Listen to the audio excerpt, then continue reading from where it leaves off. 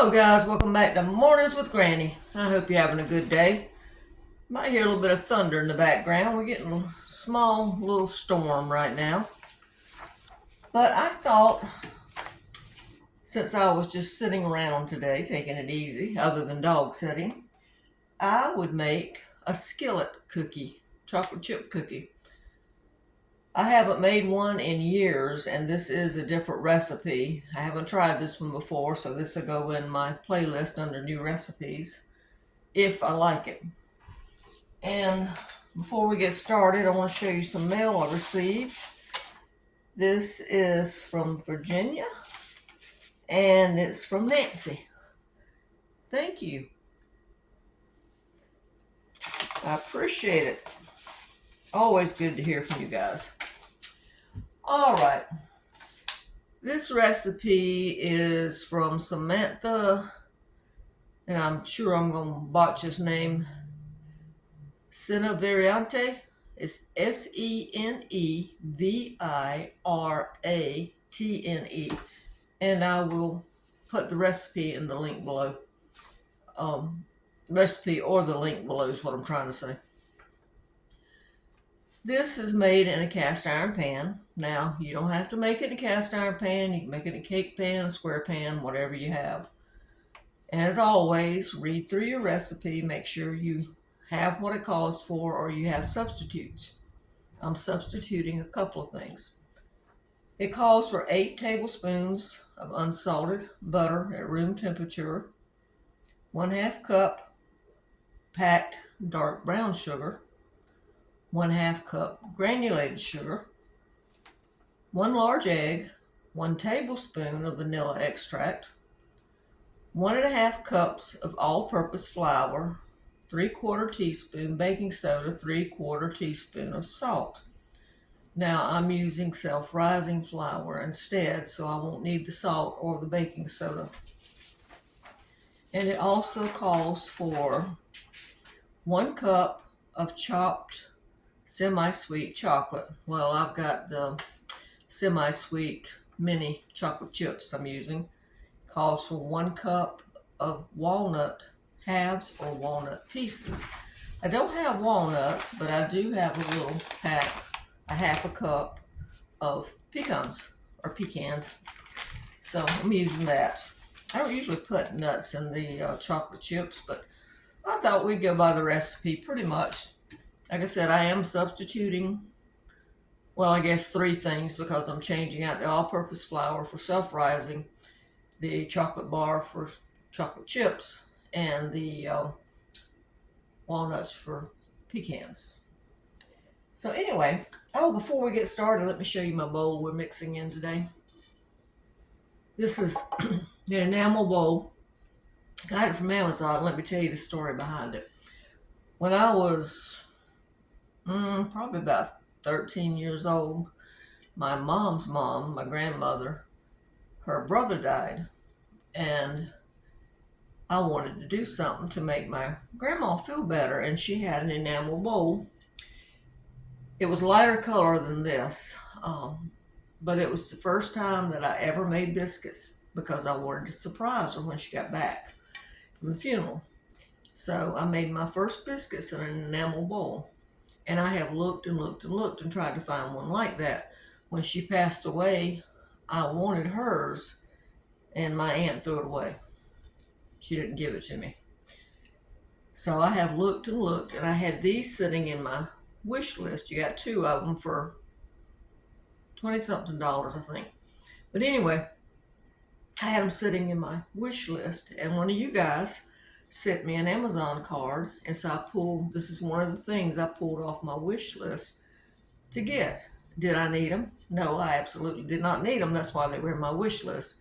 Did I want them? Yes, because it brings back a memory, even though it's not exactly the same color. I think hers, if I remember, had more white in it. But I've been looking for one for all these years, because she died in 1988. So I've been looking all these years trying to find. No, it wasn't. I'm sorry. Wait a minute. It wasn't 1988. It was 1995.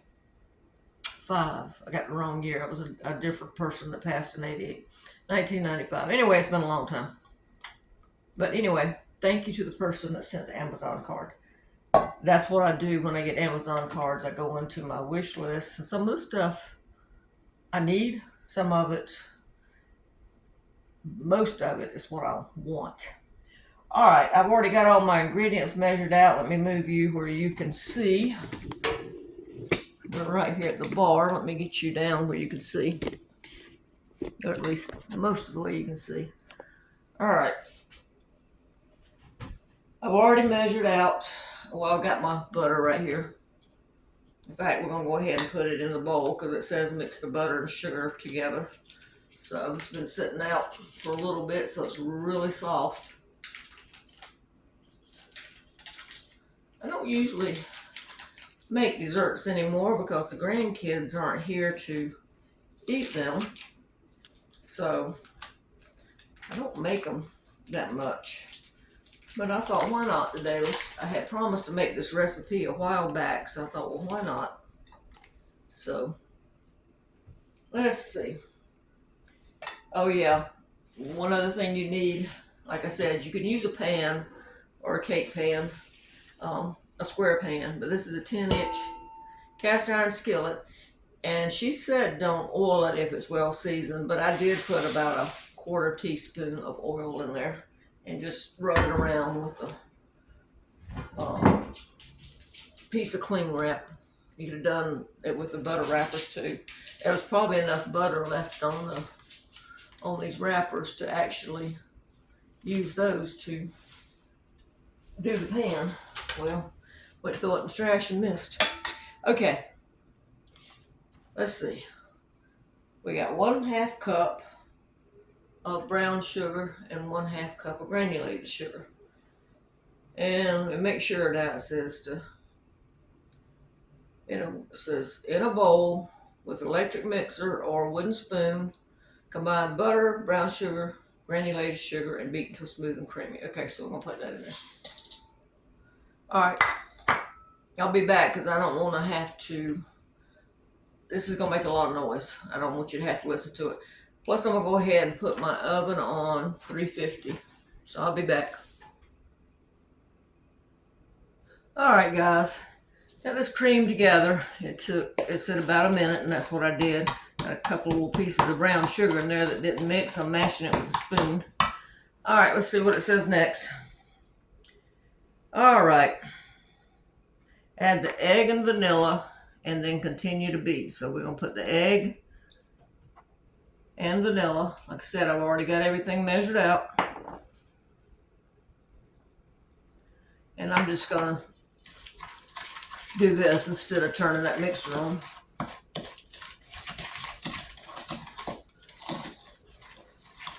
Gizmo's over there watching because he's thinking, what's she doing?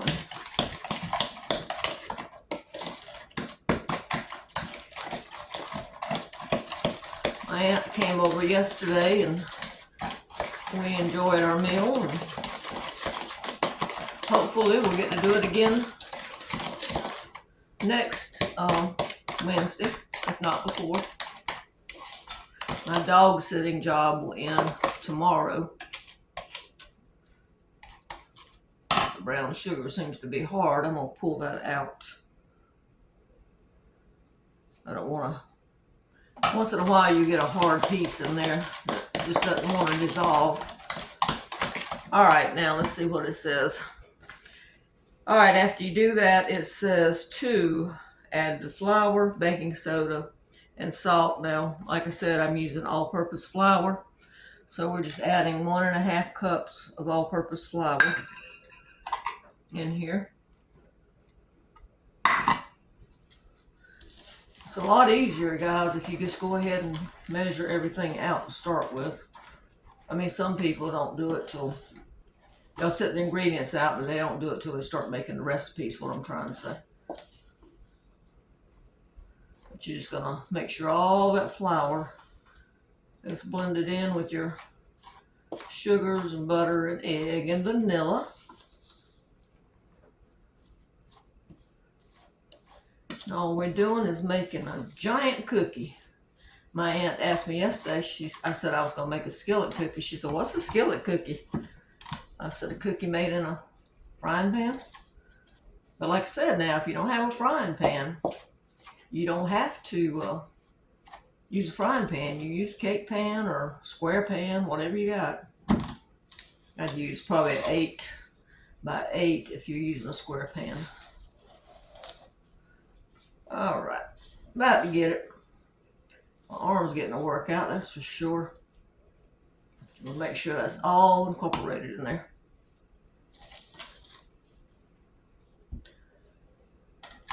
All right. Now let's see what we're gonna do.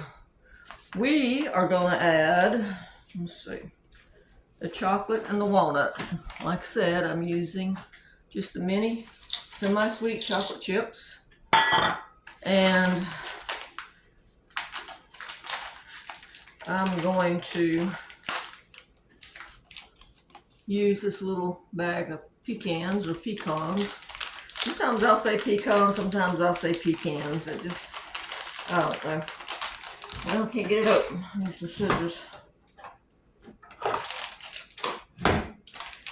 Just depends on the mood I'm in.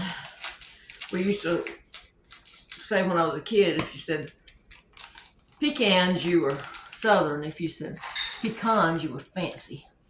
Now, I'm going to put just a sprinkle of flour in here. What this does, whether you're making cakes or cookies or whatever, it helps suspend the nuts. It helps keeps, especially if you're making a cake, it helps them to keep from sinking to the bottom because the batter sticks to the flour. There's some science behind it. Believe me, I've read it, but I just can't remember exactly. Let's use a spatula here. Might be easier. Let me get some of this dirty stuff out of the way.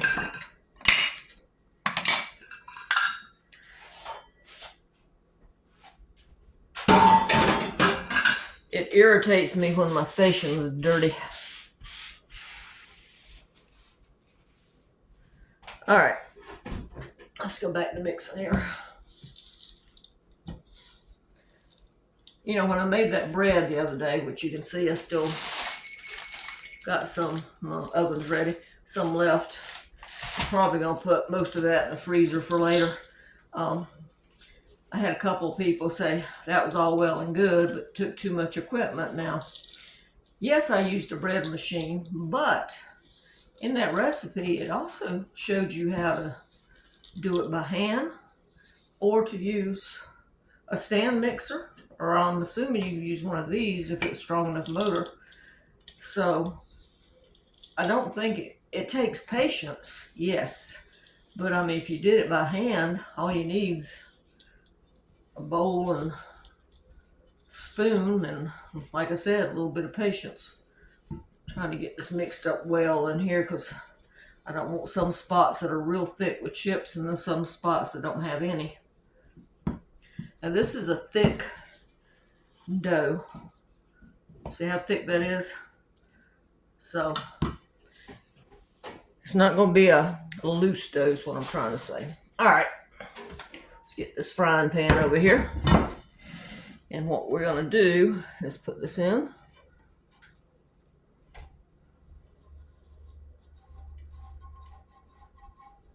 I'm hoping you can see everything because I'm trying to look at the camera from the angle because I got it pointed down. All right, let's get this out of the way. And we're just going to work this around and push it out. You could wet your fingers a little bit and use your fingers, or those butter wrappers would have been good to push on this if you don't want to use a spatula. And I think this has got to cook 20 to 22 minutes. This actually calls for a 12-inch skillet, but this one's 10 inches, so it's fine. It's going to make a really thin cookie. You hear Gizmo tapping around. He's like, you got anything for me? He just ate. might be ready to go outside. But yeah, just keep pushing and trying to get it, like I said, spread out evenly. That's what you want. Let's see. Hopefully this is going to turn out good. Like I said, the other one I made years ago for the kids, it didn't have the nuts in it. And sometimes I made it with chocolate chips, sometimes I made it without chocolate chips. So it wasn't really a chocolate chip cookie, it was just a sweet cookie. It was depending on what I had in the house at the time. So, I mean, it's not a chocolate chip cookie unless you add the chips, of course. But, you know, you do what you have to in the times, and that's what we did. That's what I still do. All right, we got a nice looking little, well, big chocolate chip cookie there. So I'm gonna put this in the oven for, we'll check it after 20 minutes. It says bake until golden brown and set, but still slightly gooey in the center. So I'll be back. All right, guys, I'm back. It's been in 22 minutes and it's set around the edge, but it's a little bit gooey in the middle. Now, remember, it's going to keep cooking for a little bit because of the cast iron. So we're going to let this cool down.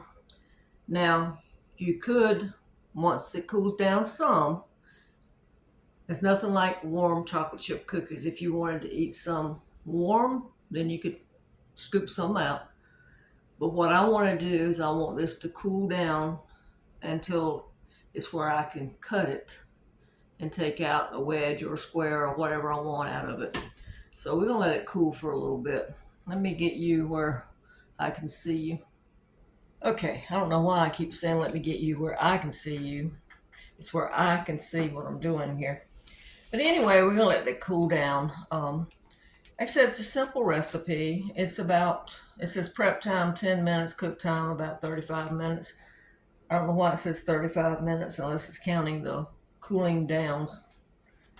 But we'll let this sit for probably about 45 minutes because I want it, like I said, cool where I can cut a slice out of it. And hopefully it didn't stick. She said when I was watching, she has a video on it. When I was watching her video, she said that she didn't usually oil her pan because usually your skillets are well seasoned. But I still put just a little bit in there because I cooked bacon in that pan the other day. And sometimes when you cook bacon, you have a couple little spots that stick. So hopefully that won't stick. But you know, cooking, I have so many people say they can't cook or whatever. It's just a simple thing of reading a recipe and knowing how to substitute things. And if you don't know what the substitute is, or if you can leave something out, just Google it. We all have, well, probably 95% of us that are watching have phones. Just look it up. Like I said, we didn't usually put nuts in ours. And, you know, if you only had just a tiny bit of chocolate chips or a couple of little squares of chocolate, you could chop them up real fine. If that's all you had, you can make just a skillet cookie and leave the chocolate chips out completely if that's all you had. I mean, you make do with what you have. That's why you learn to cook, because you need to learn what can I leave out. Like let's look at flour. If I had used all-purpose flour, but I didn't have the baking soda and the salt in it, then it's not going to work. I could use the self-rising flour because it already had that stuff in it. You see what I'm saying? So you need to know what substitutes work and what doesn't. By using the self-rising flour, I was able to leave the baking soda and salt out. Like I said, she called for chocolate bar. Didn't have it, but it did have chocolate chips. They had the mini ones. that's fine. If I hadn't had that, if I had, I've got a hair on my glasses. If I'd had part of a chocolate bar, I could have put that in there instead. She called for walnuts. I happen to have a half a cup of pecans. I used that. If I hadn't had those here, then it would have just been a chocolate chip cookie. So learning to cook is learning how to substitute, knowing that if I didn't have the cast iron pan to use, that I could have put it in a 8x8 pan. I could have put it in a cake pan. So learn how to cook. Get you a book on substitutions. I gave my kids one a long time ago. I gave my daughters one. That was before the internet got more popular. Now we can just look it up. Ask your grandmother, ask your mom, ask your aunt, somebody that knows how to do that stuff. Ask them if you don't know. But give it a try. Try cooking stuff at home. It tastes so much better, and we don't have all the preservatives and stuff in it. And I like this bread I made. It's not got that much in it, and you saw what was in it. But since it doesn't have all the preservatives in it, it's not going to last out that many more days. So I'm going to have to put it in the freezer. So there's a couple of slices here. I'm probably just going to leave those out and put the rest in the freezer, and we'll have it later. Oh, let me show you while we're sitting here waiting for this cookie to cool. I went to the thrift store and I dropped some stuff off, and I found this board for $1. It's just a narrow board. And I had put it beside the stove to set hot pots on, and then I told my aunt when she was here, I said, you know what? That's the perfect size for slicing my bread on. So that's what I'm using it for now. I mean, I still can put it beside the stove and put pots on if I want to. But anyway. All right. Well, quit rambling and get off of here and let this cool. And then we'll be back and we'll see if we can get it out of there without it sticking. Regardless, it will be eaten either way. So we'll be back. And I mean we as in me and Gizmo, because he's patiently watching. Alright guys, time to test it. Let's see if it's stuck or not. So let me get you where you can see. And we're going to try slicing it and see if it comes out that way. This would be good with a scoop of vanilla ice cream. Well, it's a little bit loose, but let me get, it's a piece right there. Let me get a fork.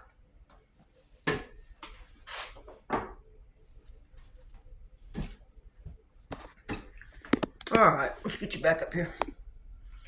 Now you could cut this up once it cools completely and freeze it, a couple slices to a package.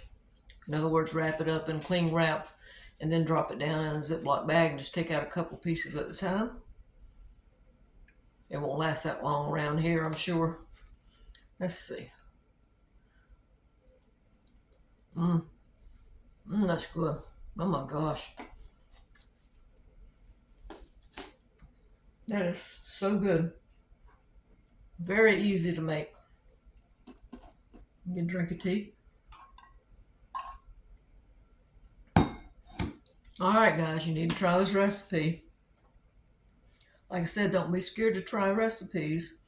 Just, as I always tell my kids, make sure you read through it first.